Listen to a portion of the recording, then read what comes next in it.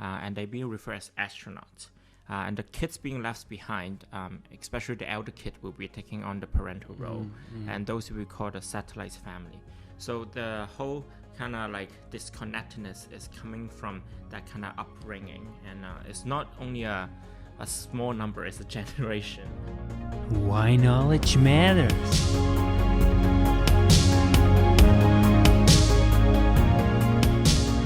Lee, Matt, thank you so much for being here this morning. It's such a pleasure. You're a really dear friend, and your art and your business that you actually started is very impressive. But I think first and foremost, we got to know you a little bit better and your background, and then we really also understand why you created Out of Space. Yeah. Because your background is really, you're originally from Hong Kong. Your parents are still living there. But you came here to Canada, started at McGill, and then went to Oxford University, did a master's in environmental science, came back, did another master's here at McGill in architecture. And really your family background really fuses all this creativity, that you really bring now to the table when it comes to Out of Space. So tell me a little bit why you started Out of Space. It's really started during the pandemic, and I don't know if you heard of the annual events of Inktober. So like every year in October, Inktober will be giving out a list of prompts, and then all the artists around the world will be doing a daily post on interpretation of the word. So mine is a bit differently because the prompts that I have is not being predetermined. They're actually coming out from conversation that I have online with my followers. So people will be actually giving me a one-word prompt, and then I will respond with the drawings.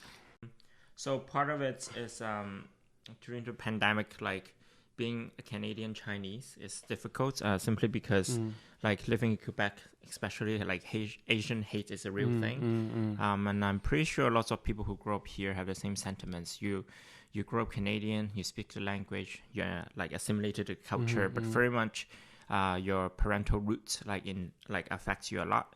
And that's why the whole kind of generation of second generation Chinese will have a kind of disconnected experience. So that's the reason what's Out of Space. Astronauts actually referring to the economic class immigrants back in the 90s, where the parents of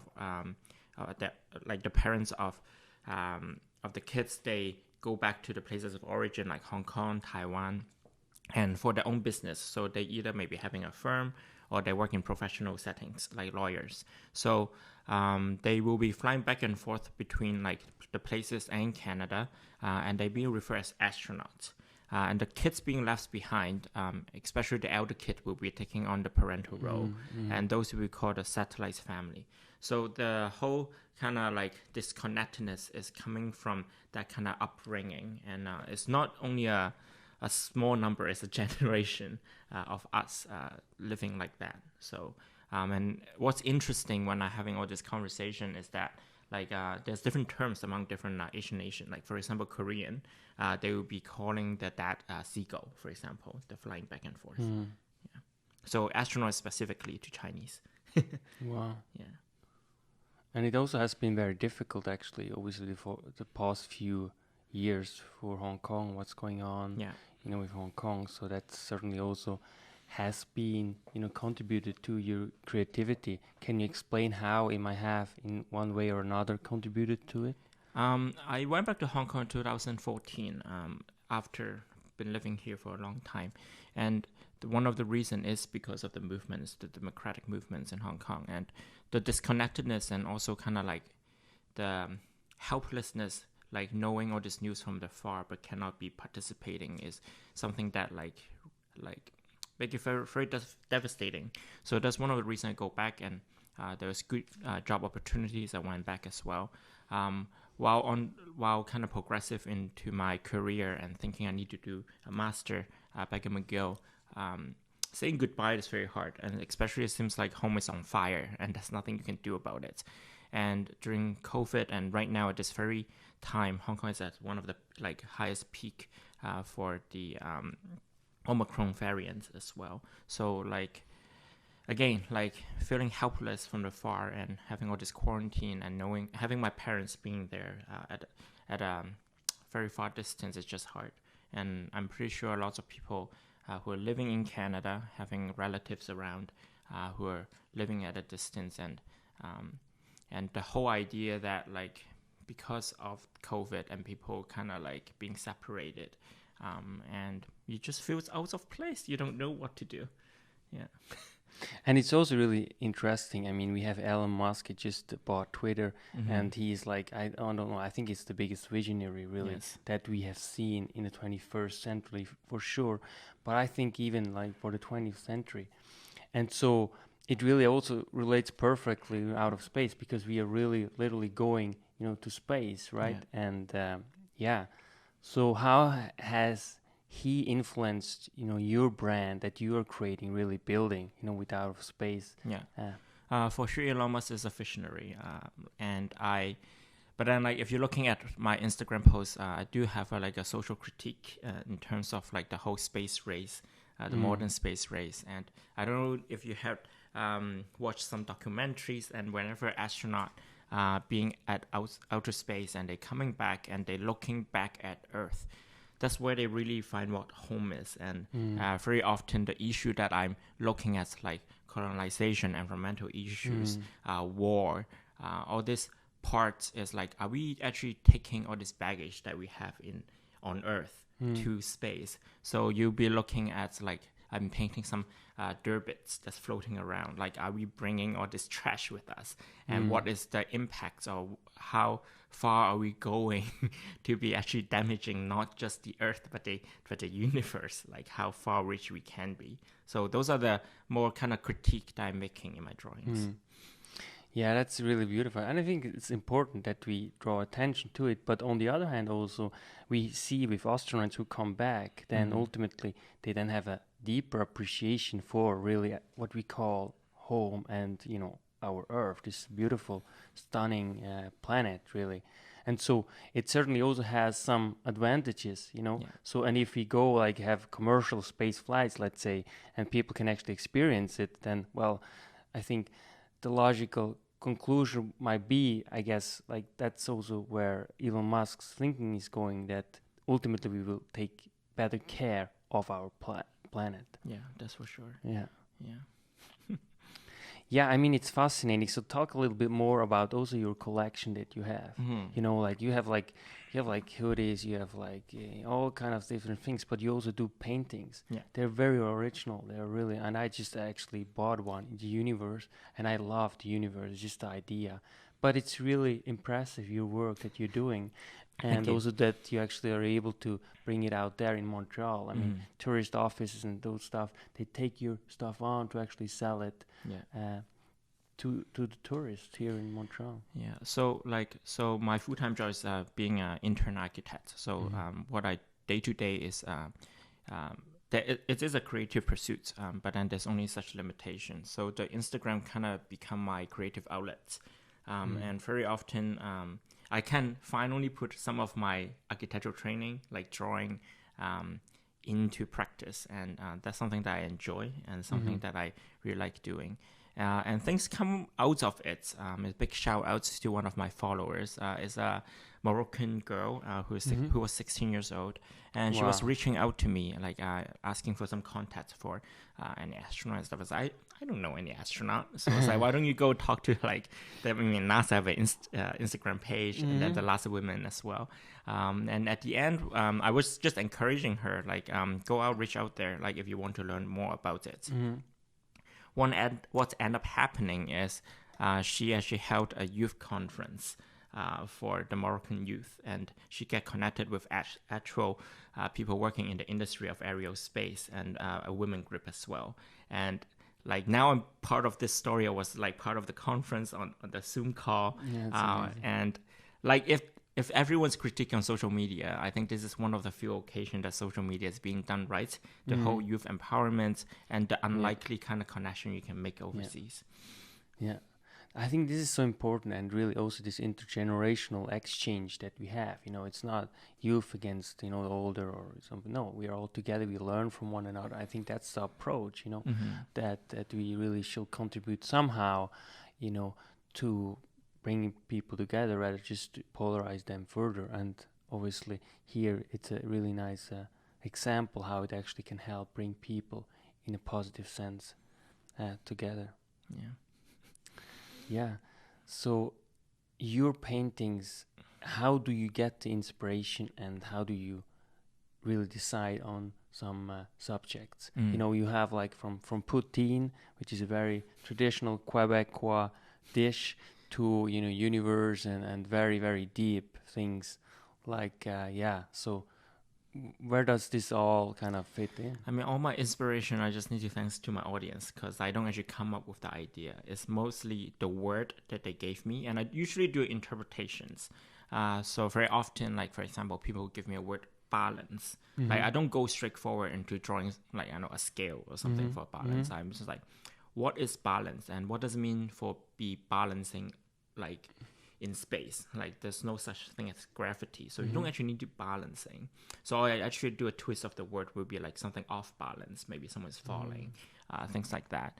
Another word of example would be, people can give me some euphoria, for example. What does it mean to have a euphoric experience in space? So at the end, the piece that I draw is actually a piece of cloud floating on a very desert planet, because I think in outer space what is rare is water, and what is euphoric is actually finding water, and sometimes it doesn't come in the form of liquid, it's coming in the form of gas as a cloud. So that's euphoric for me. So those are kind of inspiration I'm looking at in terms of why do I interpret certain words. So sometimes actually followers will talk to me, it's like, Matt, like this is the word I gave, why did you draw that? And I was like, well, this is my interpretations, right? Yeah. And what I find really valuable is something we rely so much on the virtual. I'm bringing something a bit more tangible, like it's actually on a physical piece of paper. I don't draw on iPad or anything. I draw it on a piece of paper, and sometimes I do the time-lapse videos, and people can see when the water is being spread and the ink is going different directions. That is something like metaphysical about it that makes it so important, because the less that we connect with our physical world, it's a rare quality because people don't draw as much. And I mean, like, in no means I'm offending any NTFers over there, but then like arts and pieces, like they are physical pieces, have its values. Yeah, that's so true. I think it becomes really I think people are drawn to it. It's like almost like books also to some extent. People they want to have something physical that they can actually hold in their hands. And I think it also operates like in neurologically, it's also a difference when we actually read something and touch something, or if you just actually look at it on the screen. Does your background in architecture and your art that you're doing somehow interrelate? I think they're very they're inseparable, I guess. Yeah. I think it's less about the knowledge in architecture that I have, it's mostly about the training in architecture that I had, especially in McGill. One of our classes I share with my friends is we have a watercoloring class. Yeah, nice. And we actually went, like in my undergrad, we went to New Hampshire. And then like recently in master, we went to St. John's. So we actually went to like places mostly with water, and we will wake up as a group, and then we'll did a week of watercoloring. And big shout outs to most of my prof who is following me. But they taught me a lot in terms of like being physically present in a place and appreciating your environment. And that kind of training kind of help you to, not only are you more aware of your surrounding, it's also appreciating small details. And there's a different thing that you take a snap pictures very quickly than sitting there for 2 hours and kind of try to understand what is the structure and what is the color of this like shade of cloud, and you put it down into your own journal, right? So it's almost a very contemplative kind of experience, and for that it's kind of bring it into design. So you like in terms of people having thoughtful design, not necessarily I have a very gimmick kind of idea and you're just gonna apply and use it. What is important is that's kind of go into my sustainable urban developments degree is understand your environments and design accordingly, rather than having like a imposing a vision on places that's very out of place. Like that is Really not nice. actually like really relating to your environments, which is kind of very disappointing most of the times, because you're I'm speaking into gentrification. I'm speaking into displacing people who are the original indigenous community living around the area. And we are not very aware of it, at least not in the past 20 years. Especially there's a whole kind of architectural boom, and people using the tool as a power tool rather than addressing the neighbors. I mean, also it's important to actually mention that you are award-winning architect too. I'm not an award-winning architect. Yeah, but you did a very substantial work within a new indigenous community. Oh yes. So I, in my master degree, so Yeah, it's actually exactly. academic projects. Yeah. I work on a project on. So I'm speaking into the water crisis in Canada. So the substantial amounts of indigenous community where they do not have daily drinking water. Yeah. It has been going on for a long time, and the Canadian governments, the way they address the problem is give them weekly bottled water, and I don't think that's okay, and it's only a very temporal kind of situation. And so I, with my architectural thesis, actually look at one specific indigenous community, which is speaking to the Algonquin people in Taginasibi-Ashinabek, which is very close to Maniwaki, which is a very interesting kind of setting, because Maniwaki itself is a very French neighborhood, and for which they have direct access to Hydro-Quebec, while just kind of like right next door is the reserve, and people relying on well waters and surface water. But then the bedrock is actually containing uranium, so most of the water is actually radioactive.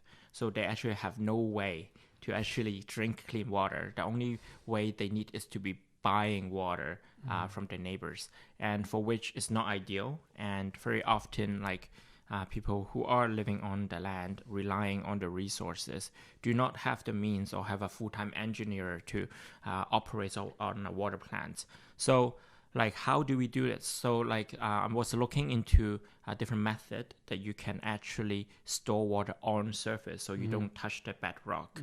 And one of the example I was looking at in Ladakh, India. So it's a neighborhood very close to the Himalayan. So they have the opportunity to collect glacier water. So they will have this ice stupa. It's almost like a very tall kind of tube, and then sprinkle on the top, and they collect all this water in the winter time, and they can use it like in intervals during springtime when it slowly melts. And interestingly, Quebec have a very similar kind of climate, and we do have access to a lot of water from different reservoir. So like I was proposing maybe like a domestic scale of an ice stupa for the community I'm working with. And the second solution I was looking at is also a stormwater park. Because Maniwaki and Taginasibi-Ashinabek also have a flooding problem in the wintertime.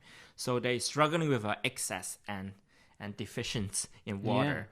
So the stormwater park, when it's in the flooding season, that it will actually you have all this like pond that I set up that will collect water, and then by gravity, by filtration, they will have clean water for use. So like the way that interesting, and the way I think my professor appreciated the project, it's less about the intervention I'm making. It's about the process. So again, it's less about the end goal. It's about how do I design it. So the way that I really do the design to propose all this is not to impose a vision. So I actually engage into the Algonquin people. I first asked for permission from the chief. So my end thesis, I actually did a documentary of a video documentary of my call with the chief, and also engaging with the neighborhood. Also, what is a problem, and how do we address it? How do we locate a good site for these interventions? And I'm getting feedback from the facility manager, from people from the community. And this is a really good group of people, because they are one of the first First Nation group where they almost everyone living in the community have access to house. Like they get the good government aid, and then they build a well-structured team that they help people to build houses. So I see it as a means that like if they can do it on their own, if I give these two intervention to them, if they get enough kind of help, they can actually like do the structure themselves. For which they appreciate when I give them the blueprint and the design, and after the whole engaging process, I think it's leading somewhere. It's not currently under constructions, and for all the disclaimer, I don't think I know it all, and I don't think it is the solutions. I think it's somewhere along the way that's better than a weekly water bottle solution. Of course. Yeah, let's go back. I mean, this is fascinating. Actually, about this ice cube, I actually heard also in Switzerland, they were actually talking about this issue also in India and how they do it. And it's actually very efficient because it avoids like kind of the flooding, right? All of a sudden you just have all the water and it just runs down and you don't really have it, when you actually need it. That's so fascinating. Now, just go a little bit back to outer space. Now, what were the biggest challenges that you encountered when you actually built it, because it's hard. You have to basically run on many levels, right? It's the business side, it's the artistic side. There's so many. So tell us a little bit about the process and really difficulties that you encountered. I think the real difficulties is a bit more manual in terms of like it's more like a technical problem in terms of like, how do I get approval from Facebook, and why did Instagram freeze my accounts halfway and then I can't do any posts. Like when there's certain growth in following, apparently they think you're like a scam and they will block your account. So those were the major challenge that I have, and things that I learned along the way. And like I guess the biggest challenge to this day is how do you market yourself, right? Like how do you not to use conventional marketing but actually understand the algorithm behind things. And it's amazing. I mean, I am the generation that grew up with computers, but then like still like I'm not the generation was like with social media, like understanding how the whole thing works. But then like I think at this point I don't think it's a black box to me anymore. Like I can really leverage different skills and understand the role of different platform for use.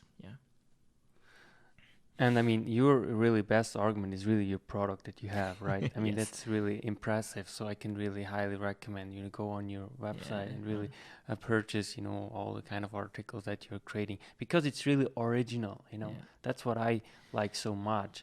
And of course, the marketing side is also very important because you need to get the stuff out there and people need to know it. But once they know it, I think you have a big argument. Well, thank you. Because one of the reason I do it, and the reason why I kind of do the one-on-one kind of conversation on Instagram is another critique on the arts market. Like I believe everyone have the rights to commission an artist.